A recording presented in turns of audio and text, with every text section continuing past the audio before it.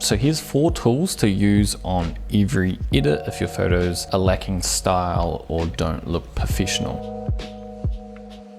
Tool number 1 that you need to know. Now, beginners are very shocked when they see the dynamic lighting that changes in photos. So this is all done with masks, okay? The key to using masks is knowing what you want to bring out in the photo. So enhance the subject, make the subject a bit brighter. So I'll flick it off and on. Enhancing the subject and darkening the background. The foreground is darkened as well. So this is framing the subject. All right, so let's go through each mask and figure out what each one is doing. So this one, you can see that the red, the outside, if we come down, this one is just reducing the dehaze, so we get a bit of glow. Okay, softening around the subject. Let's come down to the next one. Okay, we have increased shadows. So this is the subject one. So hover, it's on the subject. We've got some whites. So the whites to make the subject pop, and then shadows for that detail. Let's come to the next one. Outside of the circle, the red, we are reducing exposure and shadows. Blacks. So that's creating this ring down here.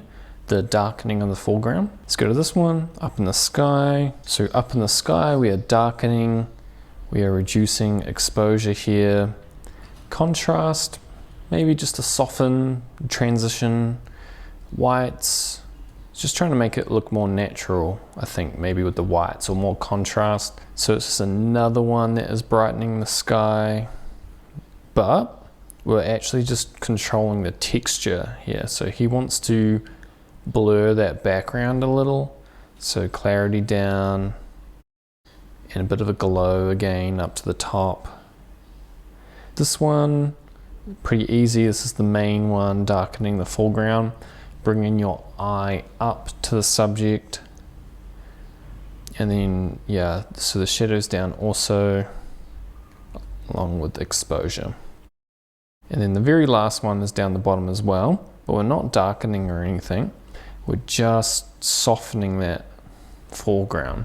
Now, obviously, this really enhances the subject. All these adjustments, says before and after of just the filters and brushes there. So a softening, a glow, dynamic lighting, shaping of light for the subject. So the raw image and the settings are available for those inside Build Your Style system to editing. So you can take a look at all these settings if you like.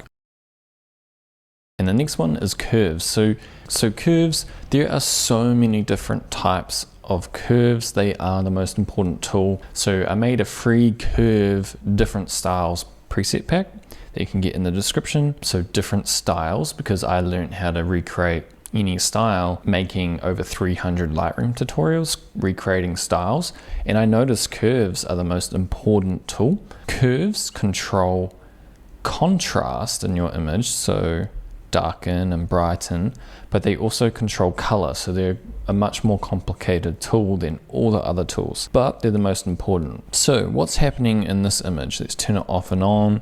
You can see there's a lot more contrast being brought into the image. Okay, so there's an increase in contrast, and it looks like there's an increase in saturation, but sometimes contrast just does that. Like it looks more rich in color, but it's just more rich in contrast. So we actually don't have any saturation going on in here. We're not doing anything to the colors for this silky smooth style that Jack gets. This is his raw image. And curves are very responsible for style. So if you see a photographer on Instagram and they have a style, curves are very responsible for that. So in this one, we can see how we get that fade to the shadows, and then we get that little drop to the highlights here. Now that creates that silky smooth look that he has to his feed. No color shift in here. I have a full breakdown on curves. Go find that training, but we are just adding a little bit of contrast in these color channels. So if we, let's say we reset this channel, reset channel. So now we just have these color curves here. What are they doing? The tiniest bit of contrast, okay? That's all they are doing. they're not doing that fade. This curve is doing the fade. Now, if you're confused about these being color channels, like they're color channels, these affect color and contrast. So they're extra confusing, but super important. If you're a beginner, just don't skip on learning the curves. The next tool you need to know, sharpening. Now, beginners always think more sharpening is better. So they'll lift it all the way up, sometimes to 100. They'll be very picky about their sharpening. And if you hold Option, you can choose what you're sharpening. How thick of the lines do we want to sharpen? Personally, I like to slide this up. Jack Gray does not, but by default, it's at 40. We want to reduce it to 20. I was very surprised when I saw so many photographers, pros, reducing their sharpening. It just gives a more natural, softer looking image. But if your image is slightly out of focus, then you maybe do want to increase the sharpening. The next tool that is super important is, so if we bring the luminance back, this is the brightness of colors, okay? It's that simple. Depending on what your subject is going to depend on which colors you like to bring out. Now, he's really brought out the oranges because he wants the subject to pop. The yellows, as you can see, it creates more shape to lighting. Those greens, like this is grass, but they've gone yellow. So there's not a lot of green in this image anyway. The blues he has kept deep, and I think because if we brighten, now we're taking away from the subject. We're like brightening the sky. The subject is down here. We're looking at the subject. That's why he increased vibrance of orange, yellow, and not the blues. Purples, yeah, and reds. No reds in this, just a little bit in the tongue. Okay, to summarize, look how much dynamic lighting there is to the filters here. And then we've got the curves adding so much contrast and style.